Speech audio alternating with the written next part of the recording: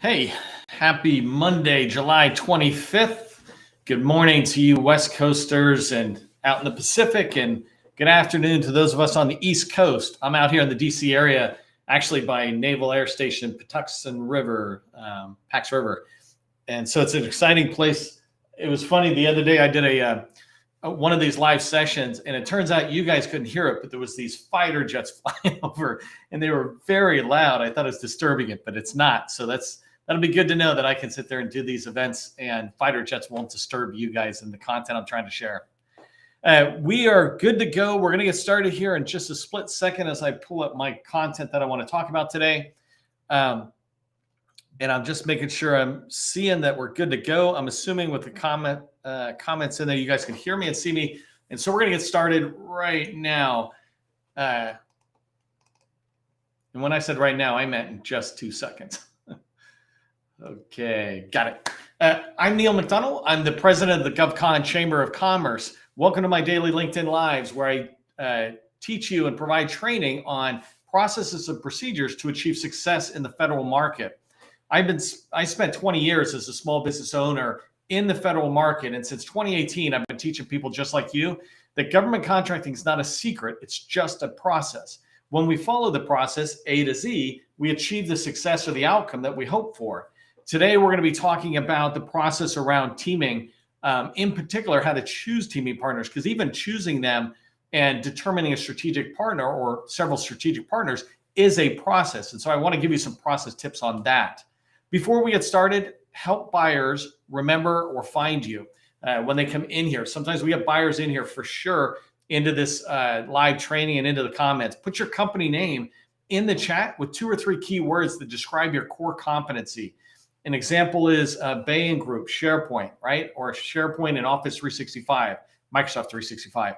Simple words that help me remember. I want you to help me remember who you are just over and over. I want buyers to remember who you are.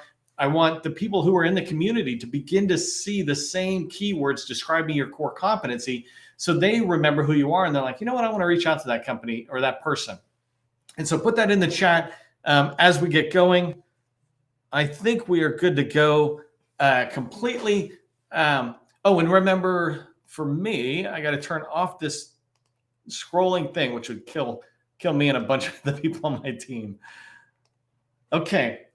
And there's Hunter. I see Hunter popping in. Today, I want to talk to you about strategic versus ad hoc teaming partners, right? In the federal market space, we have these teaming partners, and they can either be strategic, long-term, which I'll describe in a minute, or ad hoc, opportunity-focused. And in this training, I want to talk to you about the difference. I want to expand a little bit on the difference of those two, the value or why are teaming partners vital to your success long-term in the federal space. And then following those two at the end, I really want to talk about how many strategic partners should you be choosing? What do they look like, the makeup of them?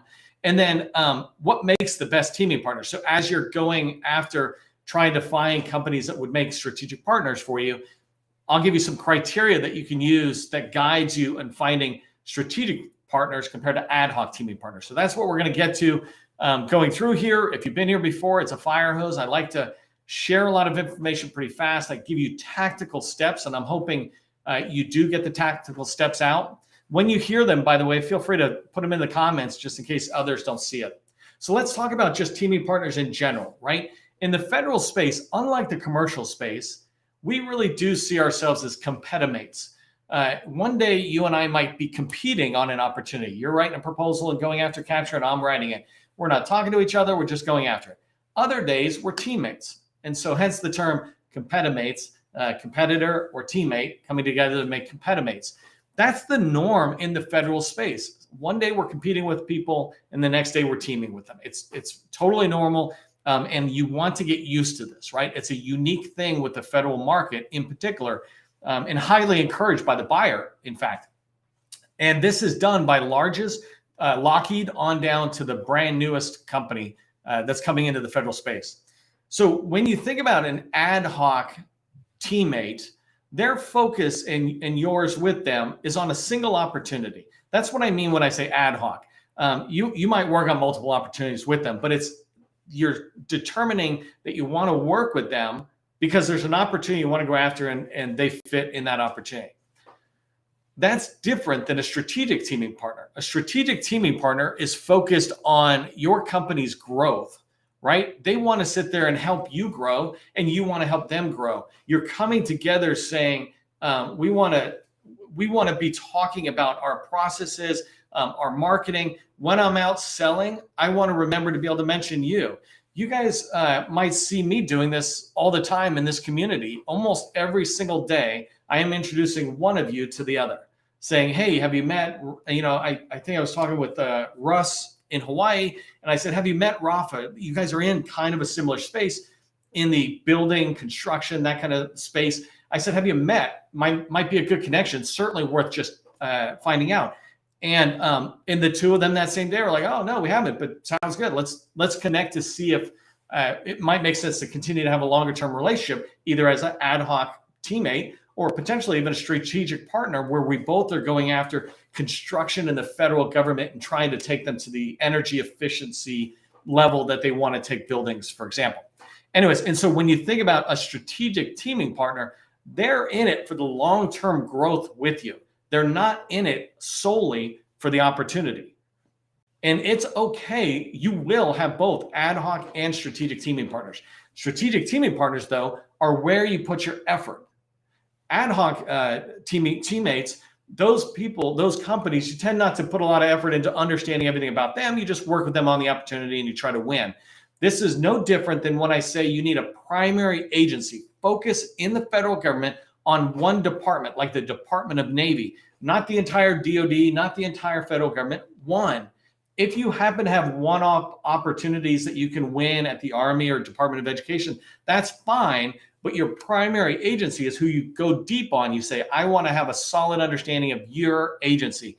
And a strategic teaming partner, similar. I want to have a solid understanding of your company, what you do, so I know when we can work together, but I also know when I can just refer you to somebody with no expectation in return.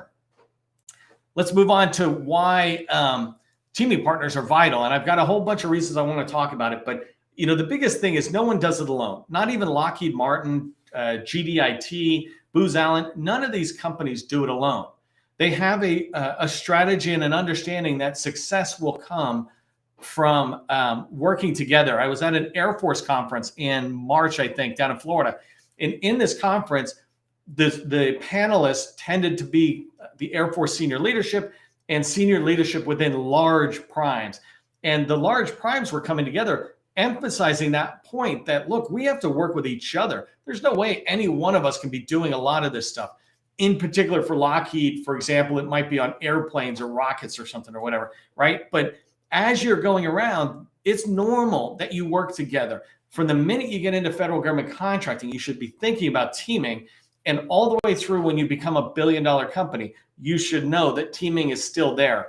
If you don't have a strategy for teaming, then it's kind of like you're planning to fail, right? Because a strategy is a plan to succeed.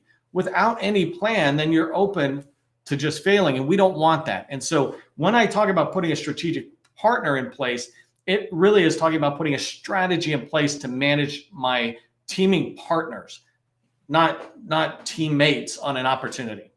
By the way, if this is making sense, let me know in the comments. More importantly, if anything doesn't make sense, feel free to put it in the comment and I'll answer it, or direct message me and I'll get back to you.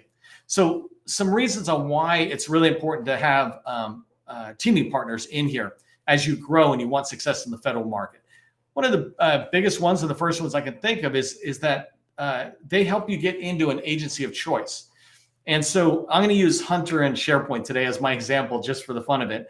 But I know Hunter's trying to get in the Navy. So any strategic teaming partner that her company is going after, my recommendation is they should be in the Navy solidly. Whether they're large or small doesn't matter. They need to be in the Navy because that's where she wants to get the company, Bain Group, right? And so in there, as they move forward in that agency and you find strategic partners who are in there, those companies can help bring you in. They'll be interested in helping you come in. And I'll come down to the interested part in the criteria when I get to it. Another thing is vehicles. They're on contract vehicles, right? they'll get you into contract vehicles, and more importantly, the opportunities that only come out in a contracting vehicle. So if we stick with the Navy, Seaport Next Gen is the biggest contract vehicle within the Navy for professional services, IT type stuff, right? And so you want to find a strategic teaming partner if you're going after the Navy who's on Seaport Next Gen. You can, of course, and I'll say this multiple times, have all sorts of relationships with other companies that are out there, but they're not your strategic ones. They're not the ones you decide to invest a lot more time and energy on. And so getting on a contract vehicle is important to you to be able to get success. So your strategic teaming partners need to have those. When you have strategic teaming partners, you hear about opportunities on a regular basis. When you have ad hoc relationships, you hear about it ad hoc, like on the fly, maybe we hear about it. When we have a strategic teaming partner, I'm meeting with them on a regular basis. So I will hear about opportunities on Oasis or Seaport Next Gen, et cetera, on any of these contract vehicles in particular, plus the opportunities they hear about that I just wasn't tracking. Another thing is it strengthens your chance for winning. I think most of us should know this, is that when you team up, you strengthen your chance for winning by adding their skills or their subject matter experts into the team, the opportunities you're going after, but also when you're going in and just doing business development meetings. Sometimes you can go in together talking about a particular area. Let's say you're going into cloud, and you can go in and with somebody who's doing cyber, and we can talk about how we want to, we can talk to the same company and bring the strength of two firms to it, right? And into that dialogue. It just shores up the, I know a company is doing this in a couple of months. They've got a lot of Navy leadership coming together to one meeting, and they're inviting in a couple of their teammates, the company that organized it, so that all of them can talk about what they do together as a team. So anyways, those are some reasons on why teaming up is vital, just to kind of get us as we get ready to talk about what are strategic partners. But if I missed any, go ahead and put them in the comment. Let me know what I might have missed in there. Okay, so let's talk about how many strategic partners do you need? Think about this for a second. How many strategic partners do you need? And you don't need to put this in comments or anything, just in your own head. Do you have a number right now that you're already discussing with your colleagues, your leadership, saying, hey, this is how many we need? My answer, 8. You need 8 strategic teaming partners per person. And when I say person, I mean per business developer or capture person, or the same person, right? So whoever's in sales, that person should be responsible for 8 strategic teaming partnerships. The reason I say 8 is because it's very easy to maintain. I'm going to give you some numbers really fast, and you can find this in other training I've done, and maybe Gus will drop the replay in. But let me just give you an understanding of how easy it is to maintain 8 strategic relationships. When you have a strategic relationship, you want to, this is my guidance to you, you want to set up a meeting every 2 weeks with that point of contact that you're talking with at SAIC or Bain Group, right? Whatever. So as you go out, you want to have a meeting every 2 weeks on the books. Hey, we're going to meet every 2 weeks. A strategic partner will have that and commit to it, right? So you've got it on the books. It's a 30-minute meeting maximum. Anything more than that, you're having a conference. I do all this training in 30 minutes. And so certainly you can talk about the pipeline and some important things and then move off. So it's 30 minutes every 2 weeks. I say add another 30 minutes, 15 minutes before the meeting, 15 minutes after the meeting to prep and write action items, et cetera. So that's 1 hour per teaming partner. So if you have 8, that's 8 hours. That's 8 hours in a 2-week period. So there's 80 hours in a 2-week period, 8 hours. You have 72 hours to do everything else you're doing. If you get into a rhythm to do this, and I get that it's a skill, it takes a little time to get understanding the skill and then get experience with it. You start with 1 strategic partner and you get yourself to 8. But all of us who are in sales should have at least 8 strategic teaming partners we're talking to every 2 weeks that are potentially leading us to future revenue by us working together, us with them and them with us. So that's the number, right? I give you the number. How many should we have? What does that look like? What do those teaming partners look like? So there's 6 groups that I want you to pick from. So let me rattle them off and then I'll come back through them. The first one is large companies. Second one is 8A companies. Third one is women-owned small businesses. Next one is service disabled veteran-owned small businesses. Next one is hub zones. And the last one is Indian-owned firms. So hopefully these should kind of make sense to you the minute you hear about it. One of them's large. The other 5 are in small business programs. There's four known small business programs, and then there's the Indian-owned businesses. I'll come to that in a second. So large firms, you should have 2 of the 8 come from large companies. If I'm trying to get into the Navy, SAIC and Booz Allen, they're in the Navy. Let me go build a relationship with them, right? Whoever I can get traction with. Remember, it takes time to find out which company is going to be the right fit for you. It's not the first one or the first 5 or 10 you call, but when you find that teaming partner that meets the criteria that I'm about to talk about, then that becomes your strategic partner that you're working with. And so you want to find 2 larges. The next one you want to find are 2 8A firms. And the reason I say you want 2 8A firms compared to 1 for everybody else are that 8As have direct awards. That's like a golden ticket. And I'm not here to say every 8A lands direct awards, et cetera, but that opportunity is there. And so we should take advantage of that thinking to build a relationship with an 8A firm that has the opportunity for direct awards, or the 8A Stars 3 contract vehicle if you're in the IT side. So as you move forward and you find companies that fit into that mix, you want 2 8As and 2 larges. So that leaves us 4. The next 3 I hope makes sense: HubZone, Service Disabled, and Women-Owned Small Business. Those 4, 8A, HubZone, Service Disabled, and Women-Owned Small Business, those 4 have their own set-asides, right? And so what I say is create a strategic partner with somebody from each one of those groups, so that you're focused on any opportunities that are coming out, woman-owned set-aside, you can participate, right? 10%, 50%, whatever. But this idea of you're building a relationship with each one of these small business programs through a strategic partner, which allow you to hear about opportunities, even with the larges, right? Larges, you'll hear about opportunities you never would have heard about. And perhaps they invite you on the team. Flip it around. Maybe they can add so much value to an opportunity you want to go after. Let me pause for 1 second, by the way. When I talk about strategic teaming partners, it's important to understand how much money you currently are bringing into your company, right? If your company's revenue is 5 million or less, then all of your strategic partners should be small businesses. Don't even bother with the largest. Get that experience in the federal space, get money, and start hiring professional salespeople, right? And then you go to the next level. So balance the advice I'm giving you with the stage of maturity you're at in your business, how much money you're currently making. So the last group that I said of small businesses are Indian-owned small businesses. And there's basically 3 types that I'm telling you to pay attention to. There's American Native American firms that are here in CONUS, right? So like Oklahoma, a lot of small business owners in Oklahoma.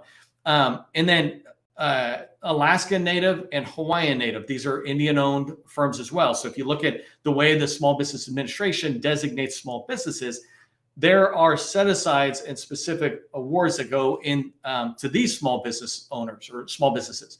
An example is HHS has an agency called the Indian Health Service.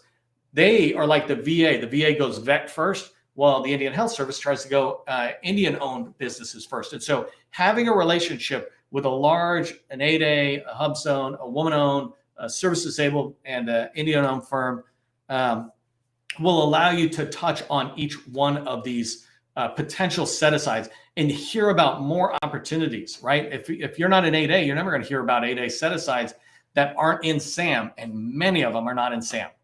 Okay, so one thing to keep in mind as you're building a relationship with these firms, it's not about just grabbing. There's this phrase, give without expectation. And so as you're building a strategic relationship with a HubZone small business, for example, the idea of building the strategic relationship is that you're learning about their company, right? It's not just building a relationship with John here, but you're learning about John's company and you're learning about what they sell so that you can understand how it fits with you and your company and where the synergies are there for working together. But also so that when you're talking to somebody else, you can go, oh, you know what? John does that. Don't try to get in the middle of that. If you can find somewhere where you can introduce John, one of your strategic partners, to somebody who might value meeting with them, just make that introduction and get out of the way. That's called giving without expectation. In another way of saying it is givers gain, right? Don't worry about it. If you're a giver, you'll gain. Life will take care of us. Life takes care of those of us who are kind to everybody. And that's all I'm saying is in here, you want to find the areas where it makes sense for you two to be talking and working together, and then find ways that you can help them grow their company. And it doesn't take a lot of time, right? It's just all it really takes is you caring enough about what they do, and your introductions will happen on the fly. So one of the things I would like you to do is in the chat, if you understand what I'm saying about strategic partners and you're open to connections with other companies to begin to find out if there might be a potential fit, then just write in the comments and let people know that you're open to connections, and maybe put a couple of words in about your core competency. Go ahead and do that. I'm going to drink water, and then I'm going to come to the criteria about what makes the best teaming partners.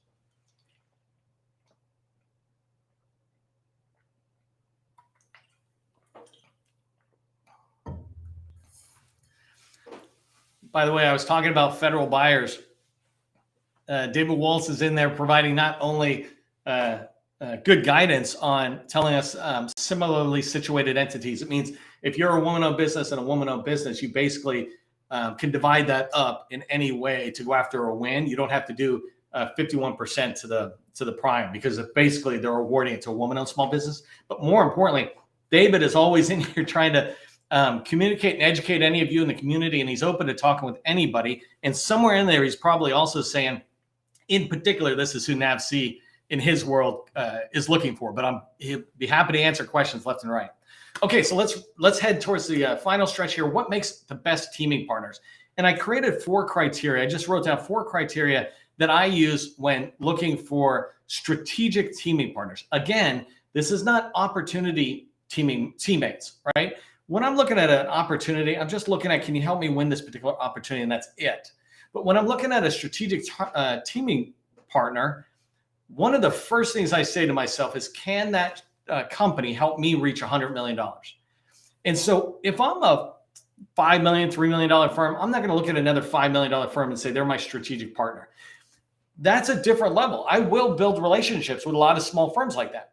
But what I'm looking for is a company that maybe is doing $20 or $30 million, or even the largest, right? But somebody who's got a little more presence into my primary agency. So I said earlier about Hunter going after the Navy. So I would be looking for strategic partners who are in that agency, the Navy. And when I say I want them to help me reach $100 million, this comes from conversations. It's not just about their size, right? Even though I just used that size example, it's about their desire or what type of company they're building if you're talking to the owner. And I'm using this example that I worked with this guy who's great. We teamed all the time on opportunities, but he was never a strategic teaming partner of mine because he didn't want to go beyond $10 million. That was his absolute limit. He'd hover in that $7 to $8 million. And beyond $10 million was a whole different company for him and a whole different way of life. He was comfortable with the life he had at that sub 10 million. And that's where I wanted to be, right? And that's where he's staying. Well, that's great.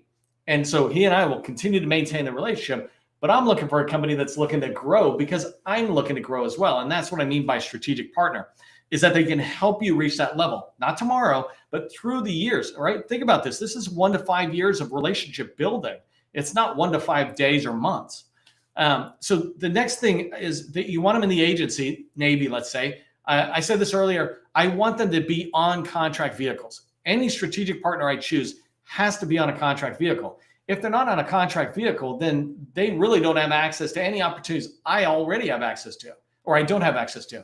And so this is important because part of the value of a strategic partner is they're getting me access to what I don't have access to, whether it's knowledge inside the agency or whether it's access to opportunities that don't hit SAM, they stay within the vehicle realm. Even though they say things go into SAM and FPDS, often it's after the fact. Most stuff, it just goes through the contract vehicles that are out there. And so I want to find somebody who has that contract vehicle. The last thing, and this is the most important thing that I look for in a strategic partner, right? Again, a strategic partner is one that I can look at, that I can build. A strategic partner is who I name on my 5-year strategic plan. I did a video a while back about how to create a 1-page 5-year strategic plan using a wheel. And on that wheel, I would sit there and say, here's my strategic partners for larges or smalls. And then I would name them. And that's where I would make sure the entire company understands this is where we're going after. Marketing, pay attention to these 8 firms. So that way, if they do something, we're doing a little shout out. We're engaging with that strategic partner. I can't do that with every company that I work with, but I can choose to do that with these 8 strategic partners. And so This last tip I have for you, and it's the most important thing I look for in a strategic partner, is do they have a formal process? And by the way, I want to thank my friend Tim for soundboarding this with me and reminding me that this is the most important thing that we have talked about, is a formal process. Do they have a formal process for how they do business development? Do they have a formal process for how they do capture? Do they have a formal process for how they write and submit proposals? This stuff is really important, because if they don't have a formal process, then they're winging it. Why would I choose a strategic partner that's winging it? If you look at any large company, guaranteed they have a formal process. And sometimes it's a little brutal, right, to us smalls, but that's fine. They're just making us play at the pro level. So a formal process for business development goes to what I've talked about in other training I've done, where you really understand an agency, and then you do outreach into a program area, program office or a program executive office, to try to get a broader look at it. And then you begin to do capture on opportunities. That formal process in capture is really important. As you're moving forward, how are you validating that the customer actually has a budget? How are you validating that we truly understand the challenges? This comes into play in particular when they're going to prime opportunities. You want strategic partners that are following a proven process and not getting caught off guard, right? And an example of a proven process in capture is that you're interacting with the buyer. One way or another, you're interacting. I had a scenario just a few weeks back with somebody was telling me the story about how they just lost an opportunity as a sub. They just lost a chance to compete on it because the prime they were working with, who said they were interacting with the agency, long story short, they found out that the proposal, the RFP, is not coming out months from now. It's coming out 3 weeks from now, and it's coming out 8A, not total small or something. It's like, well, how did you miss that? That whole thing, if we had a relationship with the agency, we would have learned it. We don't learn that stuff when we're just kind of winging capture on an opportunity. And by the way, I've done that ad hoc kind of capture. If it looks right, I want to chase it, I'll chase it. That's different than having a strategic approach to capture or a process. And that's what I want to know is, hey, we're going to team up. I just want to know, can you share your process? What's your process for opportunities being approved by leadership so we don't work on it and then find out leadership goes, yeah, I don't want that one. What? We just worked on here. We just teamed up with you. We could have gone with this other company. So understanding if a company has a proven process for any of these stages of the sale will let you know that they're a good long-term strategic partner. They've got their act together. You can work really well together. If you need to learn from them, you can learn from them. But you know that the effort you put in will be rewarded as you both work to success for both your companies. So that wraps up what we're just talking about. I went through this idea of looking at the difference between a strategic partner and an ad hoc partner. And the thing to keep in mind about strategic partners is it's like a federal agency primary focus. You dive in, you learn everything about that agency. You dive in and you learn everything about that strategic teaming partner, and you will create such a strong relationship that they and you will help each other grow to success. If you got questions about this, let me know. Tomorrow, we're going to continue all this week with different teaming topics. And tomorrow I'm going to talk about how do you control a prime teaming partner. Let me know if you have any other questions I can put in here, and I'd love to address it. Thank you for joining me today. Remember, government contracting, it's not a secret. It's just a process. Part of the process is coming back to the next event, and that's where I'll see you next time.